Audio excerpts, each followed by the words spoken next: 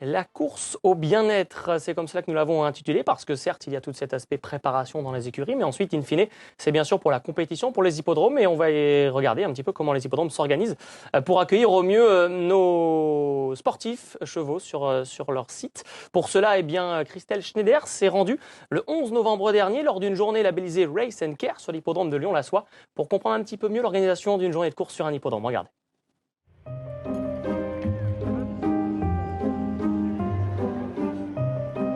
Le bien-être, ça va se gérer bien en amont de l'arrivée du cheval. Dès nos courses terminées, les box sont vidées en intégralité, balayées et désinfectées.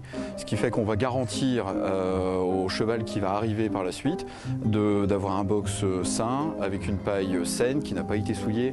Et donc on évite aussi les problèmes éventuels de contamination en termes de maladies ou de dopage. Et in fine, on vient imposer ce qu'on appelle un scellé.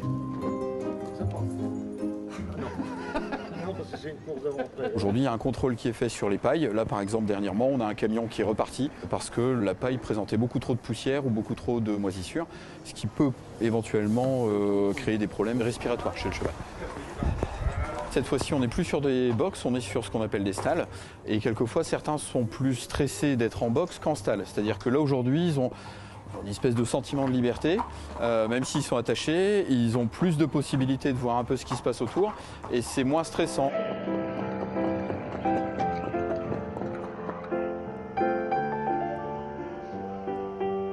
Le plus important aujourd'hui en termes de bien-être, c'est le respect, je dirais, morphologique du cheval. Sur des pistes trop dures, on aura forcément des problèmes d'articulation, des problèmes tendineux.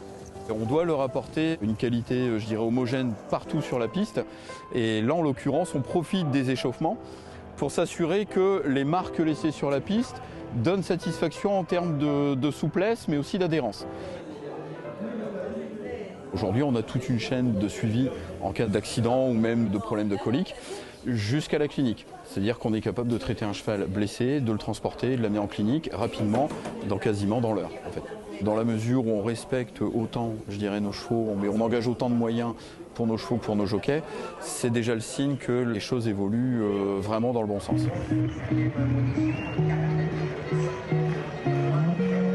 Le règlement a évolué parce que quelquefois, on s'est aperçu que des équipements pouvaient être contraints, pouvaient blesser le cheval.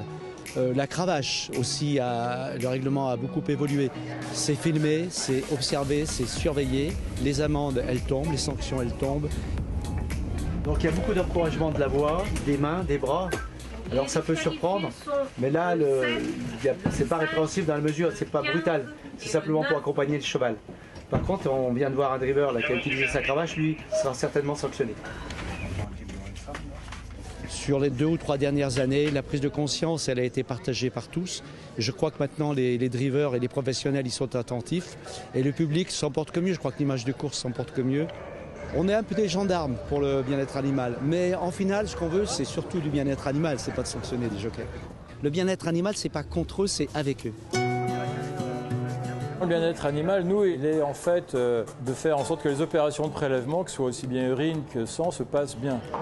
Du style, pour qu'un cheval urine en rentrant de l'effort, il faut qu'il soit déstressé, donc il faut qu'il retrouve un état normal physique et psychique. Donc première chose, il est tranquille dans son box, il vient ici quand il a récupéré de l'effort physique.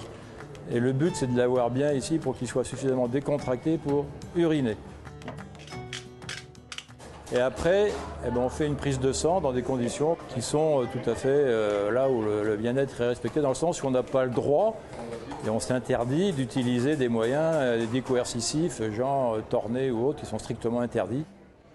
Ce qui a évolué surtout, c'est les mentalités. Dans le sens où avant, un cheval qui bougeait, on avait tendance à être vite autoritaire, que maintenant elle est beaucoup moins. On essaye de comprendre un peu la psychologie et de s'adapter au cheval, ça c'est clair et net. Il y a une prise de conscience très nette, très nette, depuis quelques années. Le bien-être animal, qui il y a 20 ans, c'était une utopie. Aujourd'hui, c'est devenu une véritable norme. Le fait de considérer les chevaux comme des sportifs à part entière, c'est quelque chose qui est acté et qui sera définitivement ancré dans le monde des courses.